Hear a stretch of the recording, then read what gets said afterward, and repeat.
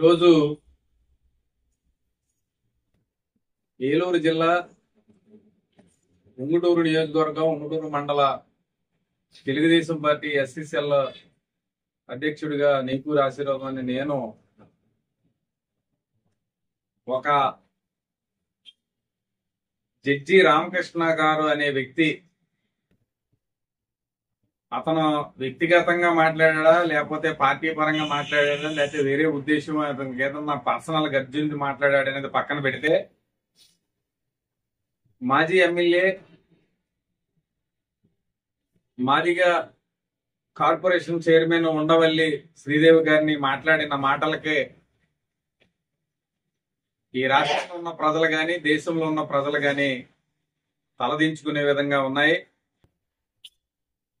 Judge చేసి అంత dignified గా ఉండే వ్యక్తి ఒక మహిళపై, అది కూడా మాజీ ఎమ్మెల్యే, మరి ఎస్సీ మాది కార్పొరేషన్ కి చైర్మన్ గా అయిన ఉండవల్లి శ్రీదేవి గారిని ఆ విధంగా మాట్లాడటం అది సబబు కాదు. సమాజానికి అతను ఏం మెసేజ్ ఇద్దామని చెప్పిన మాట మాట్లాడాడు అనేది ఒకసారి ఆయన నిబద్ధతకే ఆయన విజ్ఞతకే వదిలేస్తూ రాష్ట్ర వైడ్గా Telugu Desam party, Janasena party, BJP పార్టీలో ఉన్న ఎస్సీలందరూ కూడా మీ ఏరియాలో ఉన్న పోలీస్ స్టేషన్లకు వెళ్లి జడ్జి రామకృష్ణ గారిపై అతను మాట్లాడిన మాటలకు చట్టపరంగా చర్యలు తీసుకోవాలని చెప్పని మీ ఏరియాలో ఉన్న సబ్ ఇన్స్పెక్టర్ ఆఫ్ పోలీసు వారికి రిప్రజెంటేషన్ ఇవ్వాల్సిందిగా కోరుచు, ఇటువంటి వ్యక్తుల వలన సమాజంలో ఉన్న భావితరాల పౌరులు గాడి తప్పిపోతారు అనే దానికి ఒక జడ్జిగా చేసిన వ్యక్తి ఆ విధంగా మాట్లాడటం అది కరెక్ట్ కాదని చెప్పని తెలుగుదేశం పార్టీ తరఫు నుంచి, ఎస్సీసీఎల్ తరఫు నుంచి మేము దాన్ని ఖండిస్తూ, మరొకసారి ఇటువంటి వ్యక్తులు ఎవరైనా సరే రోడ్డు మీదకి వచ్చి మీడియా ముందు అసభ్యకరంగా మాట్లాడితే గనక వారికి ఇమ్మీడియట్లీగా మరి కేసు కట్టి, మరి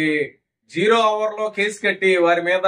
యాక్షన్ తీసుకోండి చట్ట ప్రకారంగా అని చెప్పని, మహిళల మీద ఏ ఒక్కరు మాట్లాడినా, అది ఏ పార్టీ వారు మాట్లాడినా,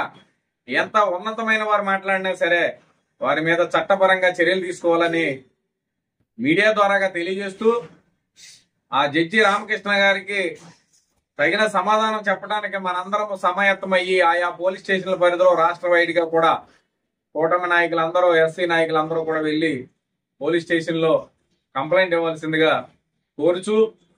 ఈ విధమైన మాటలు మరొకరు మాట్లాడకుండా చట్టపరమైన చర్యలు తీసుకోవాలని ఏలూరు ఎస్పీ గారికి కూడా మేము రిప్రజెంటేషన్ ఇవ్వడానికి వెళ్తున్నాం.